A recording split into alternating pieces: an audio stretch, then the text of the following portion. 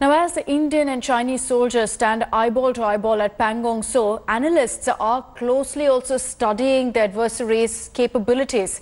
While the Chinese army is well armed, experts have also raised questions about their training tactics as well as capabilities. Gaurav Samant breaks down all the details.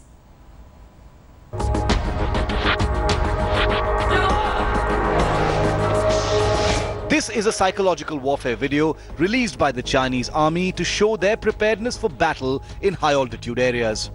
As the Chinese play mind games, this is perhaps a glimpse of the hard realities. Images of a tank biathlon in Russia, where the wheels of a made-in-China tank came off during an exercise. Watch these images carefully. As the Chinese main battle tank negotiated an obstacle, the wheels just came off. The quality of Chinese tanks and tankmanship has been a question mark for the last few years.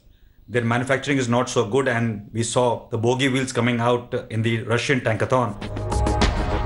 In 2015, Chinese soldiers abandoned their post and weapons and fled when rebels attacked them. In fact, it was the Indian army that saved them in Zuba in South Sudan.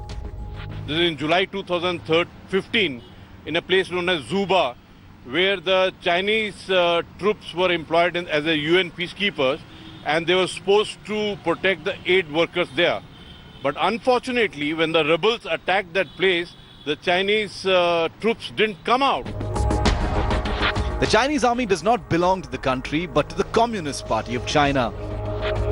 Their soldiers lack not only combat experience, but also high-altitude fighting experience.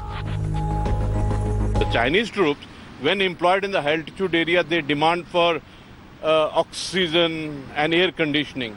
So I told him, I understood that Chinese troops have got a problem in high altitude. China watchers say that the Chinese army has all the weapons of war and the strategic depth, but the Chinese soldiers are not keen on fighting. They try to follow Sun Tzu's principles of trying to win the war without firing a single bullet, or use their economic might. In such a situation, both Indian and the Chinese armies are now deployed in Ladakh for the long haul. It remains to be seen who blinks first. The last the Chinese army saw action was in Vietnam in 1979, where they lost to a battle-hardened Vietnamese army.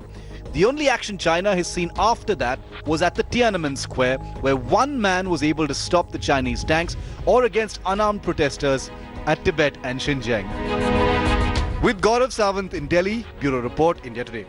Hello everyone, this is Rahul Kamal here. Hope you enjoyed this video. For the latest news and analysis, like and subscribe the India Today YouTube channel, and don't forget to press the bell icon to stay updated.